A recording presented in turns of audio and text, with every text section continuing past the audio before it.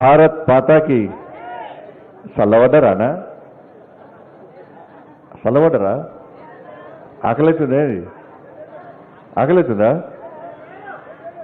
జోష్ ఇప్పటిదాకా జోష్ ఉండదు జోష్ పోయింది కదనే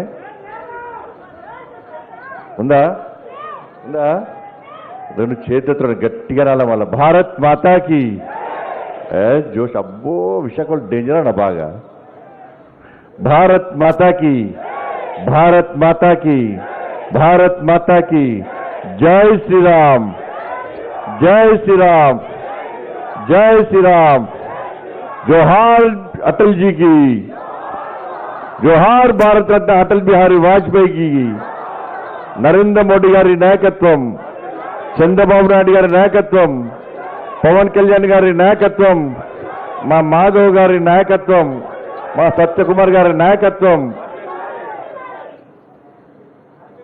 నిజంగా గొప్ప కార్యక్రమం అన్న ఈ అటల్ మోడీ సూపర్ పరిపాలన యాత్ర పేరుతోని మన రాష్ట్ర అధ్యక్షుడు మాధవ్ గారి నేతృత్వంలో జరుగుతున్నటువంటి ఈ కార్యక్రమం అద్భుతం మహా అద్భుతం ఎవరితో కాదు కూడా ఇక సరే ఏదో ఒక కూడల్లా ఏదో విగ్రహం పెట్టి నివాళులు అర్పించి వారి యొక్క చరిత్రను చెప్పుకొని ఎస్ నేను ఫలానా చౌరస్తాలో అటల్ బిహారీ వాజ్పేయి గారి విగ్రహం పెట్టా అని చెప్పి నేను సోషల్ మీడియాలో సర్టిఫికేట్ చేసుకోవడానికి పనిచేసేటువంటి పరిస్థితుల్లో దానికి భిన్నంగా ఇది ఆషామాషి కాదు నేను పొగుడుతలేను నేను మొన్న కార్యక్రమం చూసిన తర్వాత నేను ఒక్కసారి కార్యక్రమంలో పాల్గొనే అవకాశం వస్తే బాగుండు అనుకుంటున్న పరిస్థితుల్లో మాధవ్ గారు ఫోన్ చేసి ఎట్టి పరిస్థితుల్లో విశాఖపట్నంలో జరిగే కార్యక్రమం రావాలంటే చాలా హ్యాపీగా ఫీల్ అయినా అరే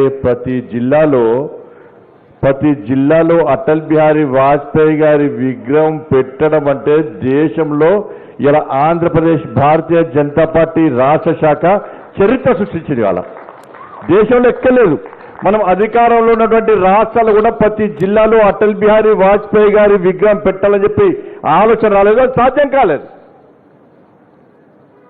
ఇక్కడ ఎన్డీఏ ప్రభుత్వం ఉంది అటువంటి ప్రాంతంలో అందరినీ ఒప్పించి మెప్పించి అద్భుతంగా ఈ యాత్ర చేపట్టడం నిజంగా అద్భుతం నిజంగా ఈ యాత్రకు సహకరించినటువంటి రాష్ట్ర ముఖ్యమంత్రి చంద్రబాబు నాయుడు గారికి ఉప ముఖ్యమంత్రి పవన్ కళ్యాణ్ గారికి భారతీయ జనతా పార్టీ నాయకులకు జనసేన నాయకులు టీడీపీ నాయకులకు అందరూ కూడా హృదయపూర్వక ధన్యవాదాలు అభినందనలు నేను చాలా సందర్భాల్లో మా సత్యాన్ని ఊకే మాట్లాడుకుంటాం మా సత్యాన్ని మా ఇద్దరం చాలా దగ్గర మేము సెంట్రల్ ఆఫీస్లో పనిచేస్తాం మేము ఇద్దరం కూడా తిండి లేదన్న మాకు తిండి లేదు తిప్పలు లేదు ఇద్దరికి చెరో డ్రెస్ కింద చెప్పులు లేవు కింద స్లిప్పర్లు వేసుకుంటూ వాళ్ళం ఆ వైట్ స్లిప్పర్లన్నీ వేసుకొని అవి బ్లూ కలర్ అయ్యేటి దానికి గూడలు పోయేటి గూడ పోతే గుండు పిల్లు పెట్టుకొని ఇద్దరం ఉన్నాము సెంట్రల్ ఆఫీస్లో ఇక పార్ట్ ఆఫీస్లో ఫుడ్ తెలుసు కదన్న ఆ ఫుడ్ మనకు పడది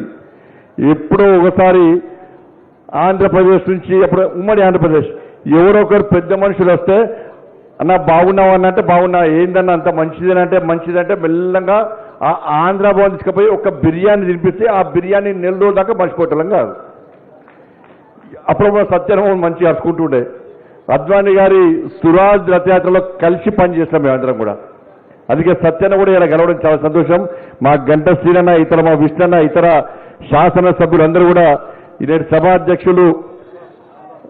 సభాధ్యక్షులు పరశురామ్ రాజు గారు అదేవిధంగా రాష్ట్ర అధ్యక్షులు మనందరికీ నిజంగా చాలా స్ఫూర్తి అలా మాధవ్ గారి యొక్క కార్యక్రమం అద్భుతమైన కార్యక్రమం బ్రహ్మాండమైన కార్యక్రమం ఈ కార్యక్రమాన్ని నెక్స్ట్ తెలంగాణ రాష్ట్రంలో మనకి అధికారులకు వస్తాం వచ్చినాక దీన్ని స్ఫూర్తి చేసుకొని మేము కూడా పెడతాం అలా మాధవ్ గారు అదేవిధంగా విష్ణుకుమార్ రాజు శాసనసభ్యులు విష్ణుకుమార్ రాజు శ్రీనివాసరావు గారు గంటా శ్రీనివాసరావు గారు రామకృష్ణ బాబు గారు అదేవిధంగా పీజీవీఆర్ నాయుడు గారు మేయర్ శ్రీనివాసరావు గారు అదేవిధంగా జీవీఎల్ నరసింహరావు గారు వేయకూడని పెద్దలు కింద ఉన్న పెద్దలు మా అక్కలకు మా చెల్లెలకు అన్నలకు తమ్ముళ్ళందరూ కూడా హృదయపూర్వక ధన్యవాదాలు అభినందనలు విశాఖపట్నం చాలాసార్లు వచ్చినా అనేక సందర్భాలు గతంలో వచ్చినా అంతకుముందు వచ్చినప్పుడు అల్లా గుండె ఉప్పొంగుతున్నారు ఏదో తెలియని అనుభూతి ఏదో మహిమ ఉందని ఇక్కడ ఏదో మహిమోదు. అందుకే బీపీ షుగర్ ఉన్న వాళ్ళందరికీ వచ్చి 2 రోజులు పోతే బీపీ పోతే షుగర్ పోతుంది. వాళ్ళకి ఏం టాబ్లెట్స్ అవసరం లేదు. ఇదంటే ఒక సముద్రమే కాదు, ఇది ప్రేమకు తీరం. ఇలా పోరాటాల పురుటి గడ్డ ఈ విశాఖ గడ్డ. నాటి స్వాతంత్ర్య ఉద్యమం నుంచి నేటి ఉపాధి పోరాటాల వరకు కూడా మీరు చేసిన పోరాటాలు మీ స్ఫూర్తి తరతరాలకు ఆదర్శం ఉన్న విషయంలో ఎలాంటి సందేహం లేదని వాస్తవం. అది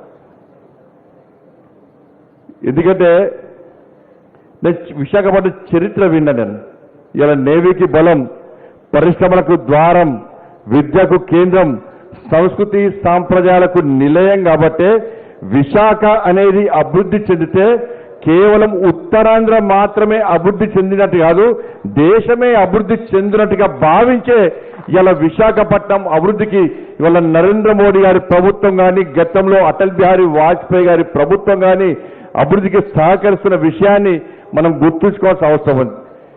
ఇవాళ మీ అందరు గొప్ప వ్యక్తులు. ఎందుకంటే ఈ దేశంలో మొట్టమొదటిసారి భారతీయ జనతా పార్టీకి మేయర్ను అందించినటువంటి గొప్ప ప్రాంతం ఈ విశాఖపట్నం.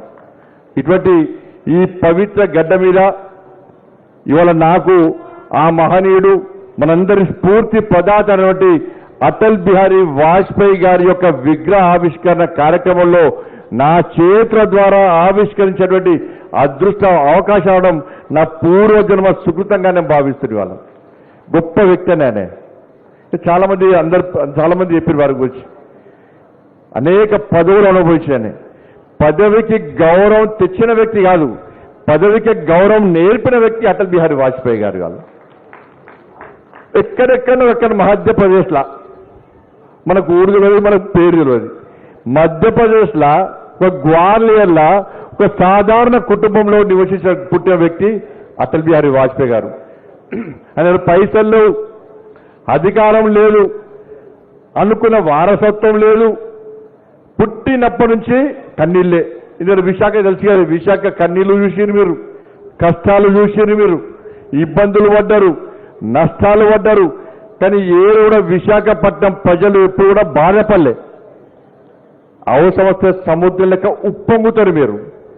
కానీ మీ మొక్కల లోపల చిరునవ్వు చూసిన తర్వాత మీరు చూపించే ఆప్యాయత, అభిమానం ఎప్పుడు మర్చిపోలేరన్న. అందుకే వాజ్పేయి గారు గుర్తొస్తారు నాకు. వాజ్పేయి గారికి అదే పరిస్థితి. విశాఖపట్నం ప్రజల పరిస్థితి ఏదో వాజ్పేయి గారు కూడా అదే పరిస్థితి. కన్నీటితో నేను బాల్యం ప్రారంభమైంది. చాలా మంది అనుకున్నారు, అదే ఈ సాధారణ కుటుంబంలో పుట్టిన వ్యక్తి అటల్ బిహారీ వాజ్పేయి గారు ఎప్పుడన్నా దేశాన్ని ఏల్తాడా, దేశాన్ని పాలిస్తాడా, దేశాన్ని రక్షిస్తాడా అని చెప్పి ఎవ్వరు ఊహించలే. అటువంటి గొప్ప వ్యక్తి ఈరోజు దేశాన్ని పాలిస్తున్నట్టే ఒక ప్రచారంగా ప్రారంభించిన జీవితమే నిజంగా నిజం. దీని ప్రధాన కారణం రాష్ట్రీయ స్వయం సేవక్ సంఘ్. రాష్ట్రీయ స్వయం సేవక్ సంఘ్ ఒక సంస్థ కాదు, అది ఈ దేశం కోసం, ఈ ధర్మం కోసం, ఈ సమాజం కోసం దేనికైనా తన ప్రాణాన్ని అర్పించమని చెప్పేటువంటి ఒక తపస్సు గల సంస్థ ఇలా రాష్ట్రీయ స్వయం సేవక్ సంఘ్. అలాంటి రాష్ట్రీయ స్వయం సేవక్ సంఘ్లో ప్రచారంగా జీవితాన్ని ప్రారంభించి దేశాన్ని నమ్ముకొని, ఈ దేశ ప్రజలు నమ్ముకొని ఒక డొక్కు స్కూటర్ మీద దేశమంతా తిరిగి 2 స్థానాలకే పరిమితమైనటువంటి భారతీయ జనతా పార్టీని 3 సార్లు అధికారంలోకి తీసుకొచ్చడానికి గొప్ప మహనీయుడు అటల్ బిహారీ వాజ్పేయి గారు. ఇంతకు చాలా మంది వక్తలు చెప్పారు, అటల్ బిహారీ వాజ్పేయి గారికి కేవలం భారతీయ జనతా పార్టీ మాత్రమే కాదు, ఒక వర్గానికి సంబంధించిన ప్రజలే కాదు, ఇవాళ ప్రత్యర్థి కాంగ్రెస్ పార్టీ కూడా ఆ రోజు ఐక్యరాజ్య సమితిలో ఇవాళ సభ్యునిగా, ఐక్యరాజ్య సమితి వేదికగా ఈ దేశం యొక్క గొప్పతనాన్ని, ఈ దేశానికి సంబంధించినటువంటి అనేక విషయాలను ప్రపంచానికి చాటేటువంటి సందర్భంలో ఆ రోజు ఒక పార్టీ మాట్లాడే కాదు, ఒక దేశం మాట్లాడేటువంటి ఆ పవిత్రమైనటువంటి ఆ సభకు ఇలా అప్పుడు కాంగ్రెస్ పార్టీ అటల్ బిహారీ వాజ్పేయి గారిని ఇవాళ సభ్యునిగా పంపిస్తే ఈ దేశం యొక్క గొప్పతనాన్ని ఇలా ప్రపంచానికి చాటడానికి ఒక మహనీయుడు అటల్ బిహారీ వాజ్పేయి గారు. ఇలా వాజ్పేయి గారి స్పీచ్ అంటే, పార్లమెంట్ లో వాజ్పేయి గారు మాట్లాడుతుంటే కాంగ్రెస్ వాళ్ళే కాదు, కరడుగడ్డ కమ్యూనిస్టులు కూడా పార్లమెంట్కి వచ్చి వారి స్పీచ్ని విని వాళ్ళ ఆనందాన్ని వ్యక్తపరిచేటటువంటి సందర్భం చూస్తుంటే నిజంగా అటువంటి గొప్ప వ్యక్తి ఈరోజు మన మధ్య లేకపోవడం నిజంగా మన దురదృష్టంగా మనం భావించాల్సిన అవసరం ఉంది. అటువంటి వ్యక్తి ఇవాళ పండిత్ దీన్ దయాళ్ ఉపాధ్యాయ యొక్క ఆకాంక్షలను ఆలోచన నెరవేర్చాలని చెప్పి ఆలోచనతోని ఇవాళ సంక్షేమ ఫలాలు చిట్ట చివరికి వ్యక్తికి అందించాలని యొక్క లక్ష్యంతోని వారి నేతృత్వంలో అనేక సంక్షేమ ఫలాలు ఆ రోజు అటల్ బిహారీ వాజ్పేయి గారు అందిస్తే ఇవాళ చతుర్భుజి పేరుతోని 4 lanes కానీ 6 lanes కానీ గ్రామీణ సడక్ యోజన కానీ ఇట్లా అనేక సంక్షేమ పథకాలు వారు ప్రారంభించి ప్రజలకు అందించే ప్రయత్నం చేస్తున్న సందర్భంలో మధ్యలో కొంత అవాంతరాలు ఏర్పడి వారి సంక్షేమ పథకాలు వెనుకపోయే పరిస్థితుల్లో ఇవాళ వారిని స్ఫూర్తిగా తీసుకున్నట్టు ఒక మహానుభావుడు నరేంద్ర మోడీ అనే వ్యక్తి ఈరోజు భారతదేశాన్ని ఏలుతున్న విషయాన్ని గుర్తుంచుకోవాలి. ఆ రోజు సేమ్ ఇట్టే విమర్శలు, అరే అటల్ బిహారీ వాజ్పేయి గారు చాలా మృదు స్వభావి, ధైర్యం చేయలేడు అని చెప్పి ఎన్ని ప్రశంసలు వచ్చినాయో అన్ని విమర్శలు వచ్చినా కూడా ఇవాళ పోఖ్రాన్ అణు పరీక్షలు నిర్వహించి పాకిస్తాన్ వెన్నులో దడదడ పుట్టించినటువంటి గొప్ప మహనీయుడు అటల్ బిహారీ వాజ్పేయి గారు. అంతర్జాతీయంగా అనేక ఒత్తిళ్లు ఉన్నాయి, ఆర్థిక పరంగా అనేక ఆంక్షలు వస్తున్నాయి, అయినప్పుడు కూడా భయపడకుండా అణు పరీక్షలు నిర్వహించిన వ్యక్తి అటల్ బిహారీ వాజ్పేయి గారు అన్న విషయాన్ని మనం గుర్తుంచుకోవాల్సిన అవసరం ఉంది. అదేవిధంగా కార్గిల్ సంబంధించి పాకిస్తాన్ లో చొరబడి పాకిస్తాన్ విషయంలో చాలా వెనుకడు వేస్తున్నాడు అటల్ బిహారీ వాజ్పేయి గారు. చాలా శాంతిగా ఉంటున్నాడు, ఓపికగా ఉంటున్నాడు. ఈ ఓపిక పనిచేయాలని చెప్పి ప్రతిపక్షాలు విమర్శిస్తున్న సందర్భంలో ఇవాళ శాంతి అంటే పిరికితనం కాదు, ఇవాళ నా స్ఫూర్తి ఎంతో చూపడతా, నా ఓపిక దమ్మెందో చూపడతా అని చెప్పి పాకిస్తాన్ లో చొరబడి కార్గిల్ ద్వారా యుద్ధం చేసినటువంటి గొప్ప వ్యక్తి అటల్ బిహారీ వాజ్పేయి గారు. ఆ రోజు అటల్ బిహారీ వాజ్పేయి గారు కార్గిల్ యుద్ధం చేస్తే నేటి నరేంద్ర మోడీ గారు ఆపరేషన్ సింధూర్ పేరుతోని పాకిస్తాన్ లో చొరబడి ఇలా శత్రు స్థావరాలను టెర్రరిస్టు స్థావరాలను ఏ విధంగా పిగిలించడం ఒక్కసారి ఆలోచించాల్సిన అవసరం ఉంది. అందుకే అటువంటి మహనీయుని స్ఫూర్తిగా తీసుకొని ఈ దేశంలో నరేంద్ర మోడీ గారి ప్రభుత్వం ఈ ఆంధ్రప్రదేశ్ రాష్ట్ర అభివృద్ధితో పాటు ఈ దేశంలో అనేక సంక్షేమ ఫలాలు అందిస్తున్న విషయాన్ని మనం గుర్తుంచుకోవాలి. ఇవాళ మీ అందరూ అనేక సంక్షేమ పథకాలు ఇవాళ టాయిలెట్స్ కానీ, ప్రధానమంత్రి ఆవాస్ యోజన ఇండ్లు కానీ, గ్యాస్ కానీ, ఇట్లా రైతు కిసాన్ సమ్మాన్ నిధి కానీ అనేక విషయాల్లో ఇవాళ ఈ దేశంలో సంక్షేమ ఫలాలు అందిస్తూ ఒక శక్తివంతమైన భారతదేశ నిర్మాణంగా తయారు చేస్తున్న విషయాన్ని మనం గుర్తుంచుకోవాలి. ఆర్థిక ప్రగతిలో 11వ స్థానంలో భారతదేశాన్ని ఇవాళ 4వ స్థానం తీసుకొస్తున్న గొప్ప వ్యక్తి నరేంద్ర మోడీ గారు చేస్తున్నారంటే దానికి స్ఫూర్తి అటల్ బిహారీ వాజ్పేయి గారు అన్న విషయాన్ని మనం గుర్తుంచుకోవాల్సిన అవసరం ఉంది. అందుకే గతంలో అటల్ బిహారీ వాజ్పేయి గారు 370 ఆర్టికల్ एक देश में 2 प्रधान 2 निशान 2 विधान नहीं चलेगा అని చెప్పి భావించి ఆ రోజు ఆయనకు పూర్తి మెజార్టీ లేకుండా ఉన్నటువంటి సందర్భంలో ఎప్పటికైనా ఈ దేశంలో భారతీయ జనతా పార్టీకి పూర్తి మెజార్టీ రావాల్సిందే. ఆ వచ్చినప్పుడు ఈ 370 ఆర్టికల్ రద్దు చేయాలి. అనేక మంది 370 ఆర్టికల్ రద్దు కోసం భారతీయ జనతా పార్టీ కార్యకర్తలు కానీ, జనసంఘ్ కార్యకర్తలు కానీ ఈ కాశ్మీర్ భారతదేశంలో అంతర్భాగం, ఈ దేశ రక్షణ కోసం, ఈ సమాజ రక్షణ కోసం అనేక మంది బలిదానమైనటువంటి సందర్భాన్ని డాక్టర్ శ్యామా ప్రసాద్ ముఖర్జీ బలిదానమైన సందర్భాన్ని గుర్తు చేసుకుంటూ వారి బలిదానాన్ని వృధా పోనీయం, ఈ దేశంలో 370 ఆర్టికల్ రద్దు చేయాల్సిందని చెప్పి అటల్జీ కలలుగటువంటి ఆ 370 ఆర్టికల్ రద్దును వాళ్ళ నరేంద్ర మోడీ గారి ప్రభుత్వం రద్దు చేసిన విషయాన్ని ఒక్కసారి మనం గుర్తుంచుకోవాల్సిన అవసరం ఉంది. అందుకే అప్పుడు దేశంలో కాంగ్రెస్ పార్టీ పూర్తి అవినీతితో కూరుకుపోయి వాళ్ళ భారతదేశం అంటేనే ప్రపంచాల్లో హేళన చేసే పరిస్థితుల్లో వాళ్ళ అటల్ బిహారీ వాజ్పేయి గారు కాంగ్రెస్ ముక్త భారత్ నిర్మించాలి. ఈ దేశంలో కాంగ్రెస్ అనేటువంటి విష వృక్షాన్ని ఈ దేశం నుంచి తరిమి కొట్టాలని చెప్పి అటల్ బిహారీ వాజ్పేయి గారు కలలుగనరు. వాళ్ళ నరేంద్ర మోడీ గారి నేతృత్వంలో ఈ దేశంలో కాంగ్రెస్ పార్టీని పూర్తిగా అంతమొందించే దిశలో వాళ్ళ భారతీయ జనతా పార్టీ ముందుకు వస్తుంది. మీకు తెలుసు ఇవాళ గతంలో అనేక రాష్ట్రాల్లో కాంగ్రెస్ పార్టీ అధికారం ఉంది.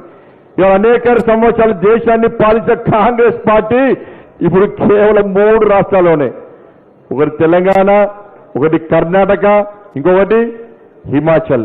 కానీ గొప్పలను ఆంధ్రప్రదేశ్ వాళ్ళు ఈ కాంగ్రెస్ అనే వృషవృక్షాన్ని ఇక్కడి నుంచి మీరు ఏసి సముద్రం అవతల పడేసిన లేదా ఆయసపని మీ అందరికీ కానీ మీరు గట్టిగా పడేసిరారా, పడేస్తే అది వేరే దేశానికి పోవాలి. ఈ కాంగ్రెస్ వాళ్ళకి దొంగ రూట్లు బాగా తెలుసు కదా, ఆ ఎట్లెట్లనో దొంగ రూట్లో వచ్చి మా తెలంగాణ చూడబడ్డారన్న. ఈ తెలంగాణ సర్వనాశనం అవుతుందన్న తెలంగాణ. ఇలా డబుల్ ఇంజన్ సర్కార్ అంటే అభివృద్ధి ఏందో ఇలా ఆంధ్రప్రదేశ్ చూస్తున్నామని చూస్తున్నామా లేదా? డబుల్ ఇంజన్ సర్కార్ వస్తే అభివృద్ధి ఏందో చూస్తున్నాం. ఇలా మా తెలంగాణ ప్రజలు కొంచెం ధైర్యాలను పడి ఈ కాంగ్రెస్ అనేది విషవృక్షం అని గమనించలేకపోయారన్న.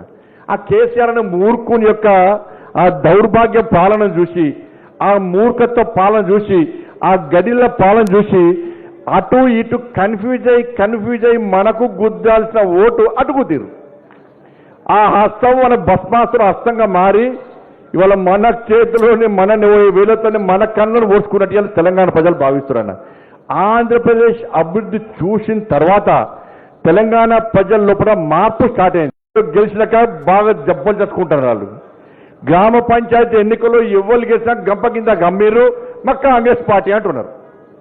గంప కింద ఎవరు గెలిస్తే గంప కింద గమ్మీరు.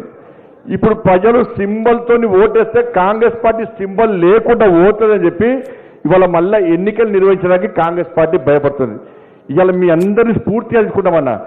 మీరు ఏ కాంగ్రెస్ పార్టీని కూకటి వేలతో పెకిలించి సముద్రం అవతల వడేసిరో ఆ కాంగ్రెస్ పార్టీని తెలంగాణ రాష్ట్రంలో కూకటి వేలతో కాదు, ఏమీ లేకుండా నామ రూపాలు లేకుండా కాంగ్రెస్ పార్టీ బద్దలు కొట్టి ఇవాళ తెలంగాణ రాష్ట్రంలో కూడా ఇవాళ స్వతహాగా భారతీయ జనతా పార్టీ ప్రభుత్వాన్ని పక్కా ఏర్పాటు చేస్తాం.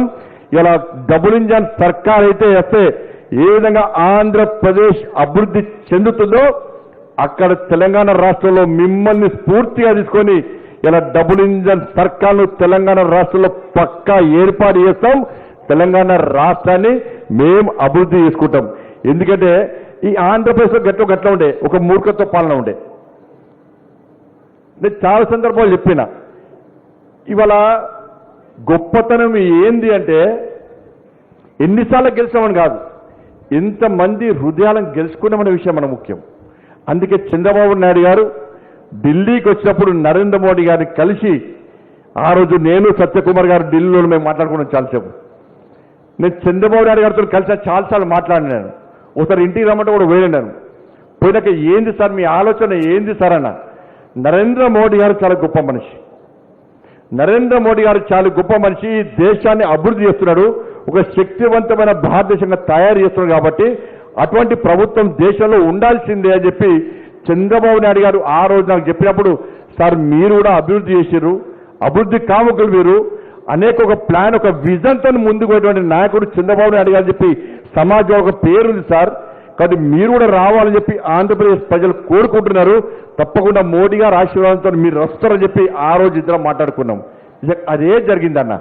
మోడీ గారి ఆశీర్వాదం ఈ ఆంధ్రప్రదేశ్ రాష్ట్రంలో తెలుగుదేశం, జనసేన, భారతీయ జనతా పార్టీ ఉమ్మడి ప్రభుత్వం ఈ రోజు ఇక్కడ ఏర్పడడం, ఈ ఆంధ్రప్రదేశ్ రాష్ట్రం అభివృద్ధి చెందడం నిజంగా చాలా అద్భుతం. రాబోయే రోజుల్లో కూడా ఆంధ్రప్రదేశ్ రాష్ట్ర అభివృద్ధికి తెలంగాణ రాష్ట్ర అభివృద్ధికి ఈ రెండు తెలుగు రాష్ట్రాల అభివృద్ధి లక్ష్యంగా వాళ్ళ నరేంద్ర మోడీ గారి ప్రభుత్వం ముందుకు వస్తున్నది, మీకు సహకరిస్తున్నది.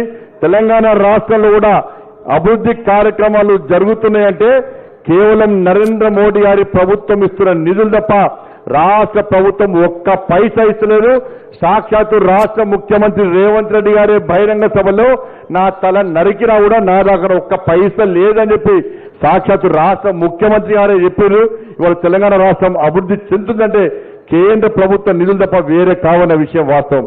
కాబట్టి ఆ మహనీయుని స్ఫూర్తిగా తీసుకొని ఆ మహనీయుడు ఏ లక్ష్యం కోసం, ఏ ఆశయం కోసం ఈ దేశాన్ని పాలించుడో, ఆ లక్ష్యాన్ని మనకు అందించడో, ఆ లక్ష్యాన్ని నెరవేర్చే దిశగా నరేంద్ర మోడీ గారి నాయకత్వంలో ప్రతి భారతీయ జనతా పార్టీ కార్యకర్త భారత్ మాతాకి జై అంటూ జై శ్రీరామ్ అంటూ గర్జిస్తూ గాంధీస్తూ కాషాయపు జెండాను ఒక చేతిలో కమలపు జెండాను పట్టుకొని ఈ దేశ వ్యాప్తంగా భారతీయ జనతా పార్టీని ఇంకా శక్తివంతంగా తయారని చెప్పి ఒక దృఢ సంకల్పంతో ముందుకు వస్తున్న తరుణంలో అందరం కలిసికట్టుగా ముందుకు సాగాలని చెప్పి ఈ సందర్భంగా మీ అందరికీ విజ్ఞప్తి చేస్తూ ఇంత మహత్తర కార్యక్రమాల్లో పాల్గొనే అవకాశం రావడం నిజంగా చాలా అదృష్టం.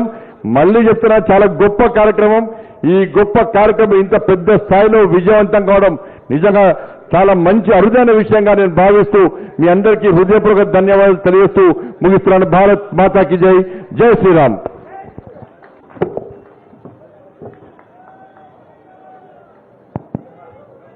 సంజయ్ కుమార్ గారికి